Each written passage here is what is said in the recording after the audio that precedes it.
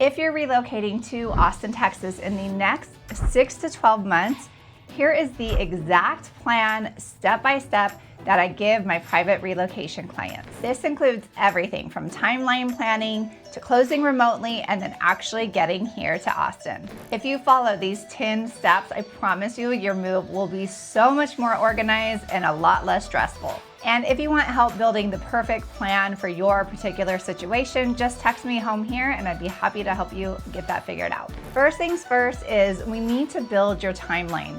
We have to somewhat reverse engineer what you need to get done prior to moving to Austin. So you might want to ask yourself questions like, when does your job start? Do you have a home that you need to sell there? Is there anything else that you need to take care of where you live now? Are you going to need temporary housing? And how long is it going to take you to liquefy some cash if you have it in, say, something like an IRA or another investment that you want to put down on your new home? Ideally, I would say we want 3 to 6 months.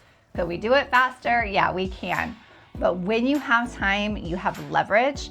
And when we're rushing, we lose some of that leverage. Number 2, and I kind of already mentioned this, but make a list of what you need to get done there before you come here. I am a sucker for a checklist. It just helps me stay organized. And honestly, whether you're moving across town or across country, this is really gonna help you stay on task and not forget anything, because again, moving is already stressful, so just try to make it as easy as possible for yourself. Some examples of this is, are you gonna sell your current home? Are you gonna lease it out? Are you in a lease, and when does that terminate? Is there an early termination fee? Financial docs, transferring schools, job paperwork?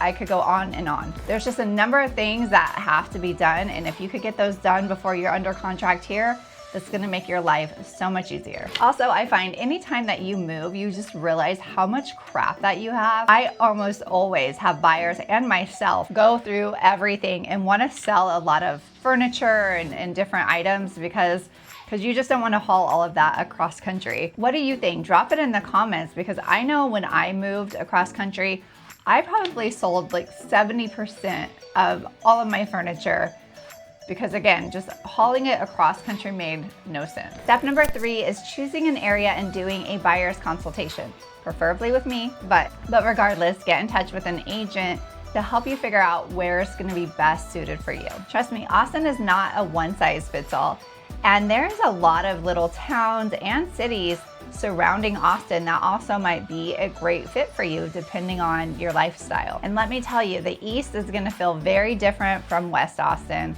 North Austin is gonna feel very different from South Austin.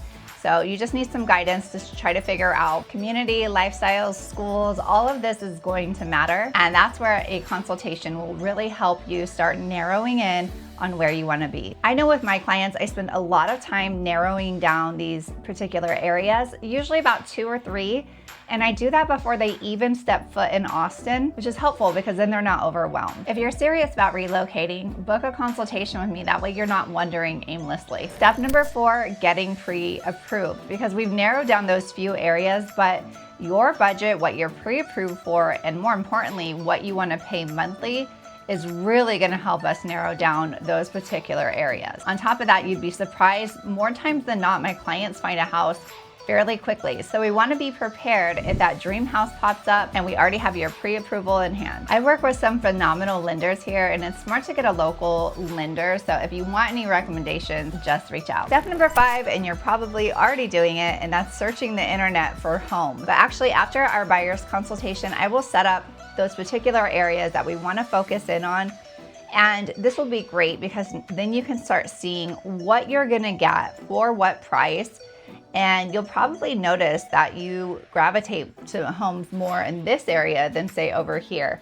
So it's just a really great way to start learning the market, and so you know what you can expect to get for the price that you want. In that search, there's gonna also be a lot of off-market properties. This gives you realistic expectations before you even step foot in Austin. Something else that I offer my clients is a list of off-market properties. I have access to quite a few of those, depending on the area. If you want access to those off-market properties, text me home and we can get that set up for you. Number 6, plan your trip to Austin. Come have some fun, but also drive around and really get a feel and the vibe of the areas that we're considering. Also, then you can figure out how close is the grocery store and shopping and everything else that's important to you. That way, when you go back home, you really have an idea of what that neighborhood is like. And that's gonna make you so much more comfortable moving forward when the right house pops up. Number 7, be ready to make an offer, even if that's remotely. I have many relocation clients, and some we have done completely remotely, or some they fly in after we go under contract. So in the contract, we have about 7 days to decide if we want to move forward with that house or not. Obviously, that would be ideal, but if you can't, there's a number of ways that we can really do our due diligence with the house while you're remote. If you have any friends or family here, they can always come look at the house with us. We can do a FaceTime walkthrough. I can do another video just showing you all of the ins and outs of the house. You're already familiar with the neighborhood. And then from there, we can put together a strategic offer and start getting things move forward. Number 8, usually the funnest part is closing and celebrating. And yes, you can close remotely. It's not a problem whether you're still at home or you're traveling. We can always set up a notary to come out, do electronic signatures or the wet signatures, and they'll mail them back.